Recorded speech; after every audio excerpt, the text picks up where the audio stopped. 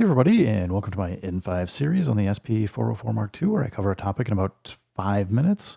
I'm going to pronounce this wrong, but I'll start with over on the Elektronauts forums, the SP404 mk2 thread.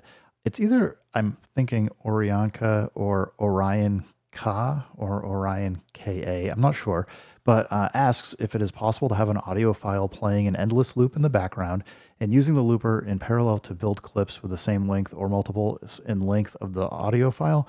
And the answer is absolutely. So what I've got set up here is I've got this fun little drum loop. We'll start it. I've got BPM sync and loop set, so it's going to just play forever. And I can interact with the looper and other things at the same time while it's looping, and we can just let it go. So what I'm going to do here first is just show you, if you want to change, if you have like your BPM set correctly for the loop and you want to adjust the tempo, you just hold Shift Pad 11 like you normally would. We can take the tempo down because we got the BPM sync. We can speed it up. I'm going to go for 86. I think like we just want to slow it down a little bit. I'm going to exit out of here, and you just want to make sure you know what speed everything's playing at, because when you go into the looper, you're going to want to make sure that you set the loop correctly to the right BP, or the looper to the right BPM.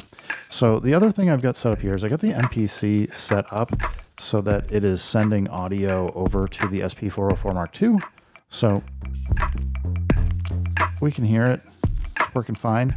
So besides that, we're just going to tap mark to go into the looper.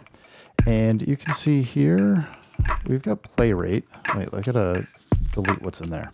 I already had some stuff in the buffer. Anyway, you're gonna wanna make sure you dial in your BPM to be whatever's playing, which as I said, is 86 for me. The measure, you're gonna wanna make sure that you get this to be, free is not probably gonna work unless you're really gonna be quick at tapping record to start and stop, and it's going to eventually get out of sync. So if you get the BPMs matching between whatever's playing in the background and everything else, you can at least set usually 1, 2, and 4 measures. Depending on the speed, if you go really low, you might not be able to hit 4 measures. I'm going to go for 1 just so that I don't have to play forever.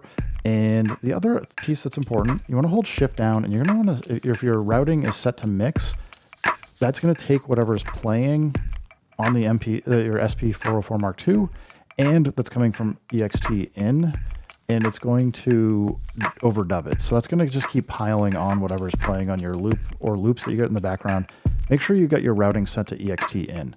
With that set, you should then be able to hit record. It's going to start waiting for you to send some audio over. So I'm just going to play something.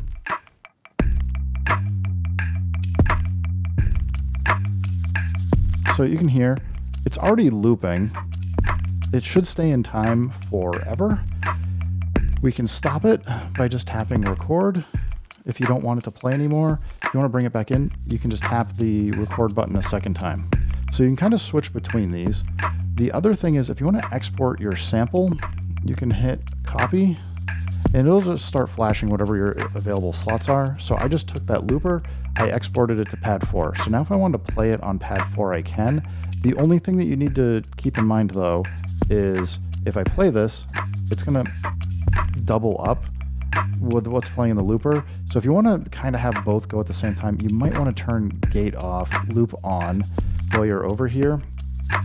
And then you could technically tap record to stop and hit pad 4 at the same time to re-trigger.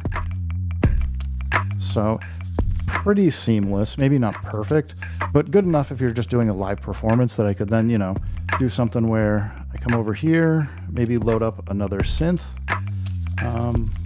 Let's see what we got. We'll go try a lead.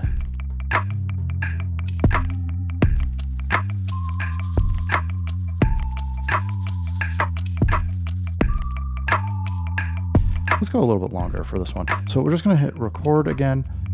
Whoops, I had to clear the buffer first. Sorry, you always want to remember to clear the buffer. I'm going to hit delete. So we've cleared the buffer. I'm going to hit this, hit record so it's waiting, and we'll just kind of key in when we're ready.